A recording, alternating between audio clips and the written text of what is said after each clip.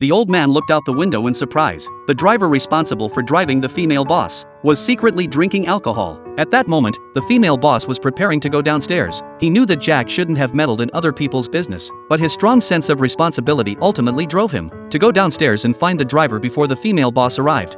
Look, I don't want to make you feel uncomfortable, but I just happened to have looked out the window and it appeared you were drinking something from a paper bag.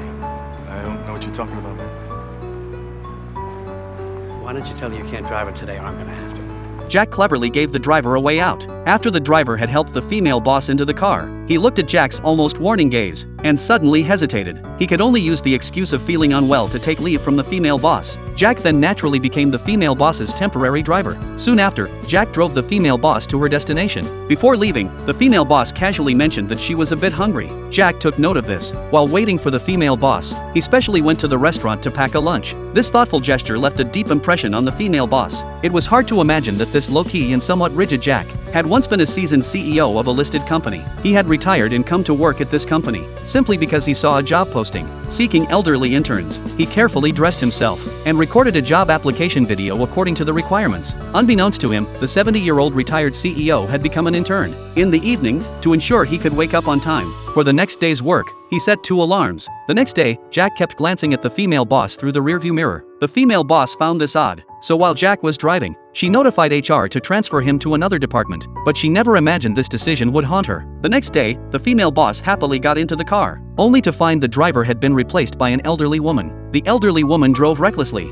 scaring the female boss quite a bit. Unlike Jack, who drove skillfully, saving a lot of time and ensuring safety, the female boss had no choice but to personally go find Jack to apologize, hoping he would return to her side. Surprisingly, Jack wasn't angry. He fully understood the female boss's decision. That night, the female boss worked overtime until late at night and discovered Jack had been waiting outside for her. She felt a bit embarrassed and came out to invite him to dinner. During their conversation, she learned that this building had been where Jack had worked for 40 years. He admitted that here he had rediscovered the feeling he once had. The female boss was surprised, but even more impressed that Jack could let go of his former president's status to become an intern. After their chat, Jack drove the female boss home. Unexpectedly, the female boss fell asleep in the car and started snoring. It was clear that Jack had given the female boss a lot of security. In the days that followed, whenever the female boss encountered a problem, she would ask Jack for his opinion and advice. Jack was able to help her avoid mistakes based on the current situation. Gradually, the female boss grew to trust him more and more, often inviting Jack over to her home as a guest. When she was feeling down, she would lean on Jack's shoulder for comfort. The female boss's young daughter also adored this grandfather. One day, while Jack was helping the female boss take care of her child, he discovered that the female boss's husband had been having an affair.